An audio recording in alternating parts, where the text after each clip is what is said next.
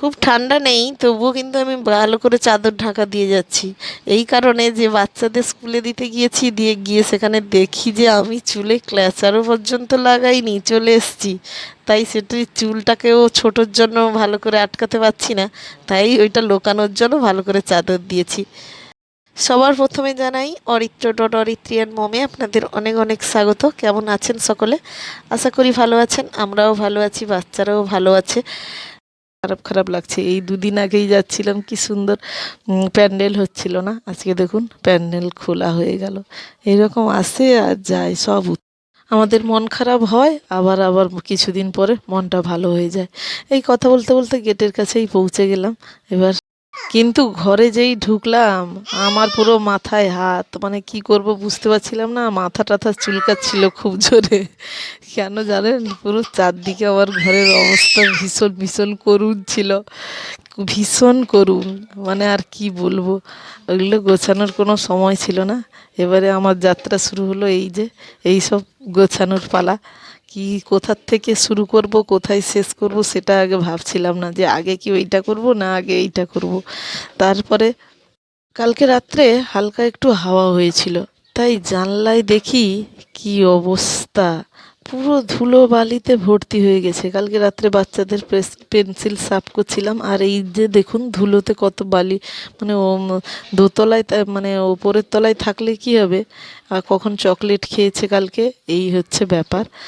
আর এই যে পুজোয় কাঁসার থালাগুলো লেগেছিল, সরস্বতী পুজোয় ঠাকুরমশাইকে দেওয়ার, এই এই কাঁসার থালাগুলো ধুয়ে কালকে রেখে দিয়েছিলাম, এবারে একে রাখার পালা। এই যে বরমশাই গেছে বাইরে, তার জুতো ধুয়ে শু ধুয়ে রেখেছি, আবার চপ্পল ধুয়ে রাখবো। এই সব আমার কাজ টুকটাক টুকটাক। রান্নাঘরে গিয়ে ভাতের হাঁড়িতে এক হাঁড়ি জল নিয়ে এসেছি, ওই বালতি টালতিতে আর নিয়ে আসিনি। এক হাঁড়ি জল নিয়ে এসে এই দিয়ে মোছা শুরু করেছি। এই এরকম একটা নাইটির টুকরো পুরো ছিঁড়ে নিয়েছি, তাতে দিয়ে মোছা শুরু করেছি। এই হচ্ছে আমার সকালের কারবার। এই বাচ্চারা দিয়ে এলে ভাবি যে কতই না সময় হয়ে গেছে, এবারে বসবো, কিন্তু হয় এই হাল। দেখুন আলটিমেট সব কিছু করে আমার ঘরের মধ্যে এই অবস্থা হলো। ফাইনাল এইটুকুই। তারপর আয়রনটা হাতে নিয়ে বসে গেলাম খাটের উপর আয়রন করতে। আর আয়রনটা ছিল আমার নয়, আমার শ্বশুরমশাইয়ের জামা কাপড়। প্রতিদিন রেগুলার কিছু করতে হয় না, যখন কোনো কোথাও যাওয়ার টাওয়ার থাকলে সেই সব জামা কাপড় কিছু আয়রন করে দিতে হয়। আবার এই দায়িত্বটা যখন তার বড় ছেলে থাকে তখন আমার উপর আসে না।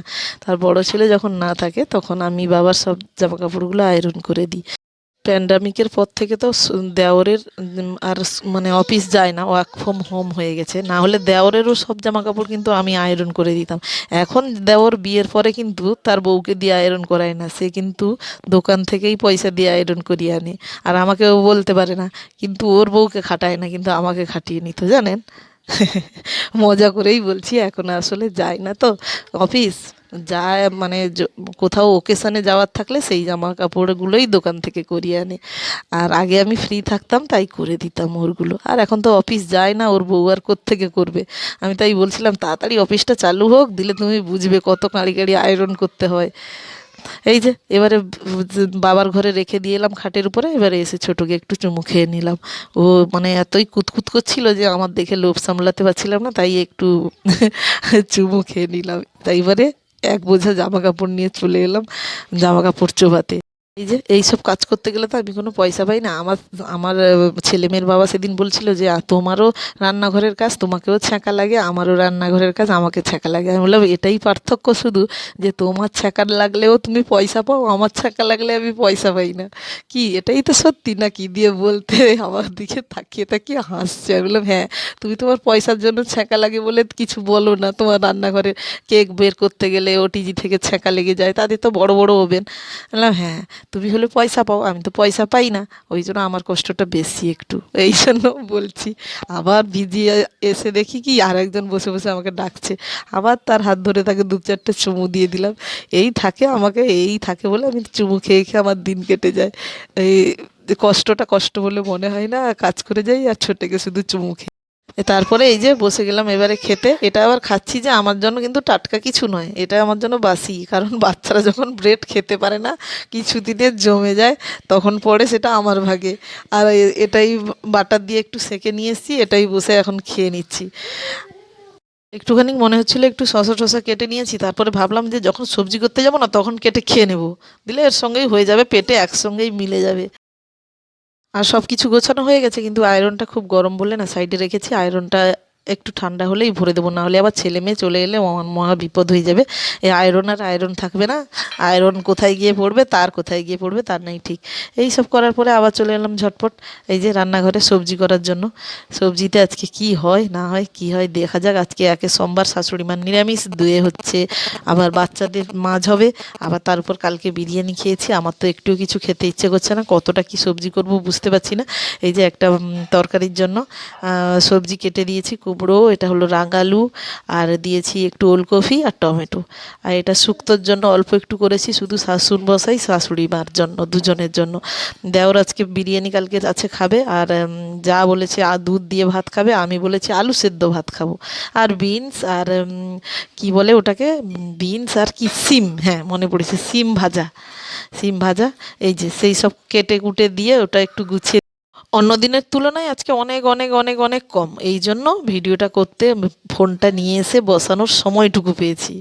আজকে অনেক অনেক কম, মানে বালতির কোনায় পড়ে আছে দেখা যাচ্ছে না। অন্যদিন বালতি, গামলা, বালতি, এক একদিন এত কেন বেরিয়ে যায় আমি বুঝতে পারি না। আর আমার কটিমা, কটিমা সারাক্ষণ শুধু ধোয়া টাওয়ালগুলোকে নেবে, মাথায় জড়াবে, ক্লিপ নেবে, আমার ক্লিপ নেবে, আটকে দেবে, ব্যাস চারদিকে, ঘরের চারদিকে শুধু ওই ঘরের মধ্যে শুধু টাওয়ালই পড়ে থাকে।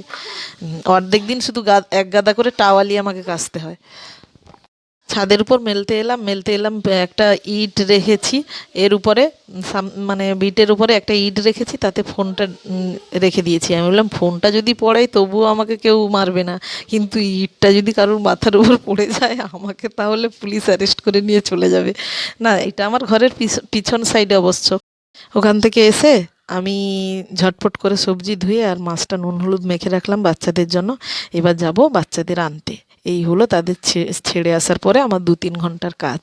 এটাই শেয়ার করলাম। অনেকে তো অনেক মর্নিং ডিউটি শেয়ার করে, অনেক কিছু শেয়ার করে, আমি বললাম আমি যা করি তাই দেখাই না। তারপরে বাচ্চারা এ এ আস